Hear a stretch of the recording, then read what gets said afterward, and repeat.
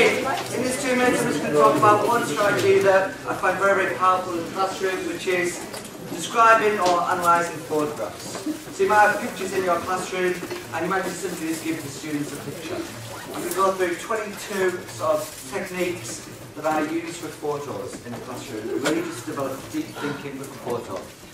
So here are some of them. So you could, with the photographs, you could get them to use the senses, looking at that picture. So you could say, what can you see? What could you hear? What would you smell? How might people be feeling in their hearts in that scene?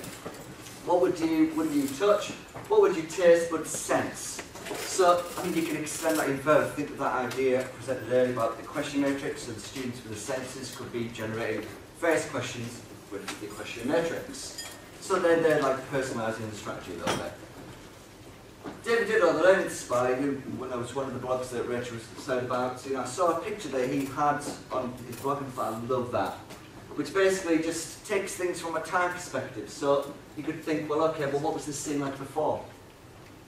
So you might think, well, what was it like last week? What was it like before that? So what it might have been like 20 years ago. You could think about it after. So, what's it going to look like after this in a month's time? Will it still be like that? Will they have cleaned it up? How will they have managed the scene? After that, so in a year's time, how will they have changed what that area looks like? How will they have managed the situation?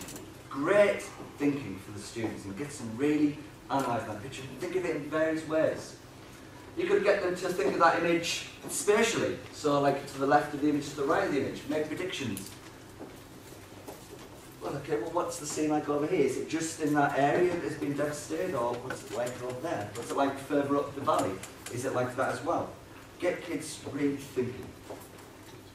So this is like the idea of what he's done. So, with a photo, instead of just giving them that at the start, you could say, give them the blue bar at the top. Oh, bloody hell.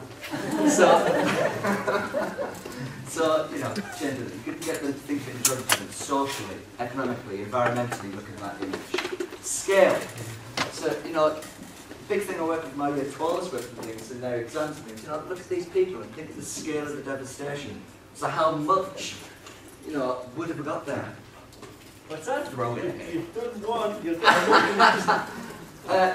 Post-it notes. So think about that, you can actually give them with 6 post-it notes over it. Break it down to small chunks. So a big picture like that, kids can focus on a certain bit, but then leave all the other parts.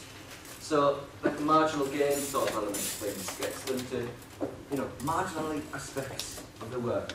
Very, very effective. So they could do it with colours, those post-it notes, and going on and on and on. They could do it collaboratively. Yes! I'm taking that home.